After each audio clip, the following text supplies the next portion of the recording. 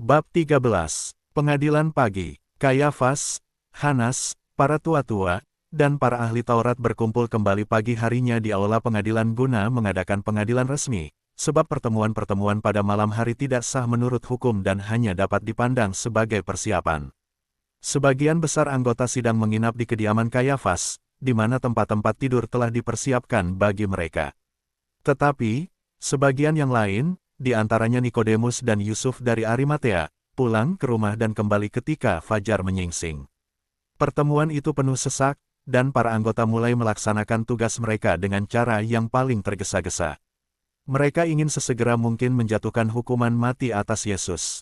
Tetapi, Nikodemus, Yusuf, dan beberapa yang lainnya menentang keputusan tersebut dan menuntut agar keputusan ditangguhkan hingga berakhirnya perayaan. Mengingat khawatir akan timbulnya pergolakan di antara rakyat, mereka juga bersikeras bahwa tak ada penjahat yang dapat dijatuhi hukuman secara adil jika tuduhan-tuduhan tidak dapat dibuktikan, dan bahwa dalam perkara yang sedang mereka hadapi ini, semua saksi-saksi saling bertentangan satu sama lain. Para imam besar dan pengikut mereka menjadi sangat berang. Mereka mengatakan kepada Yusuf dan Nikodemus secara terus terang bahwa mereka tidak terkejut keduanya menyatakan kekecewaan atas apa yang telah terjadi, sebab keduanya adalah pengikut orang Galilea itu dan penganut ajarannya, dan bahwa keduanya pasti gelisah jika ia terbukti bersalah. Imam besar bahkan bertindak lebih jauh dengan berusaha mengeluarkan dari sidang semua anggotanya yang menaruh bahkan sedikit simpati sekalipun terhadap Yesus. Para anggota ini mengajukan protes dengan menyatakan cuci tangan atas segala yang akan terjadi terhadap sidang di masa mendatang. Mereka meninggalkan ruang pengadilan, lalu pergi ke Bait Allah. Sejak saat itu, tak pernah lagi mereka duduk dalam sidang. Kayafas lalu memerintahkan para pengawal untuk menghadirkan Yesus sekali lagi ke hadapannya, dan mempersiapkan segala sesuatu untuk membawanya ke pengadilan Pilatus segera setelah ia menjatuhkan hukuman mati.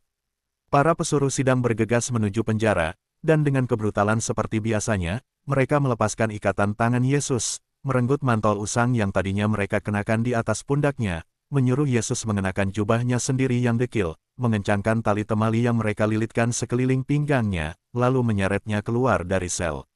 Penampilan Yesus, saat ia berjalan lewat di antara khalayak ramai yang telah berkumpul di halaman depan rumah, bagaikan kurban yang digiring untuk dibantai. Wajahnya telah sama sekali berubah dan bengkak serta memar di sana-sini karena perlakuan bengis atasnya, jubahnya penuh noda lumpur dan terkoyak-koyak. Tetapi, pemandangan akan sengsaranya ini, jauh dari membangkitkan rasa belas kasihan dalam diri orang-orang Yahudi yang keras hati, malahan hanya menimbulkan perasaan jijik dan semakin mengobarkan murka mereka. Rasa belas kasihan, sungguh, tak ada dalam hati makhluk-makhluk keji ini. Kayafas, yang sedikit pun tak berusaha menyembunyikan rasa dengkinya, dengan angkuh berbicara kepada Yesus, "Jika engkau adalah Kristus, katakanlah terus terang." Lalu, Yesus mengangkat kepalanya dan menjawab dengan keagungan dan ketenangan yang luar biasa, "Sekalipun aku mengatakannya kepada kamu, namun kamu tidak akan percaya, dan sekalipun aku bertanya sesuatu kepada kamu, namun kamu tidak akan menjawab, ataupun melepaskan aku. Tetapi, mulai sekarang Anak Manusia sudah duduk di sebelah kanan Allah yang Maha Kuasa." Para imam besar saling memandang satu sama lain dan berkata kepada Yesus dengan tertawa mengejek, "Kalau begitu, engkau ini Anak Allah." Yesus menjawab dengan suara kebenaran kekal, "Kamu sendiri mengatakan bahwa akulah Anak Allah."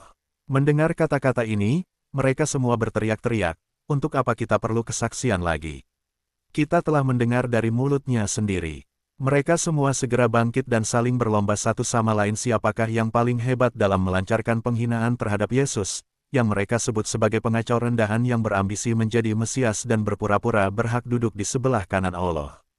Kemudian mereka memerintahkan para prajurit pembantu untuk membelenggu kedua tangannya kembali dan mengenakan rantai sekeliling lehernya. Hal ini biasa dilakukan terhadap para penjahat yang dijatuhi hukuman mati, serta bersiap untuk menggiringnya ke hadapan Pilatus. Seorang pesuruh telah diutus untuk memohon pada Pilatus agar bersiap mengadili seorang penjahat, sebab hal ini penting agar jangan sampai tertunda mengingat akan segera dimulainya perayaan. Para imam Yahudi bersungut-sungut di antara mereka karena wajib mengajukan permohonan persetujuan hukuman kepada gubernur Romawi. Tetapi hal itu wajib dilakukan, sebab mereka tak memiliki hak untuk menjatuhkan hukuman kepada para penjahat, terkecuali untuk hal-hal yang berhubungan dengan agama dan Bait Allah saja, juga mereka tak dapat menjatuhkan hukuman mati. Mereka berusaha membuktikan bahwa Yesus adalah musuh kaisar, dan tuduhan ini berhubungan dengan departemen yang ada di bawah wewenang Pilatus. Segenap prajurit berdiri di depan rumah, dengan dikelilingi oleh sekelompok besar musuh Yesus, dan juga rakyat biasa yang ingin memuaskan rasa ingin tahu mereka. Para imam besar dan sebagian anggota sidang berjalan di bagian depan arak-arakan, lalu Yesus, yang digiring oleh para prajurit pembantu dan dikawal oleh para prajurit yang mengikuti, sementara khalayak ramai berjalan di bagian belakang. Mereka harus menuruni Bukit Sion dan melintasi suatu daerah di kota bawah agar dapat sampai ke istana Pilatus. Banyak imam yang tadinya menghadiri sidang segera pergi ke Bait Allah, sebab mereka harus mempersiapkan diri untuk perayaan. Sumber, The Dolorous Passion of Our Lord Jesus Christ from the Meditations of Anne Catherine Emery. Diperkenankan mengutip menyebarluaskan artikel di atas dengan mencantumkan, diterjemahkan oleh Yesaya, www.indosel.net/Yesaya.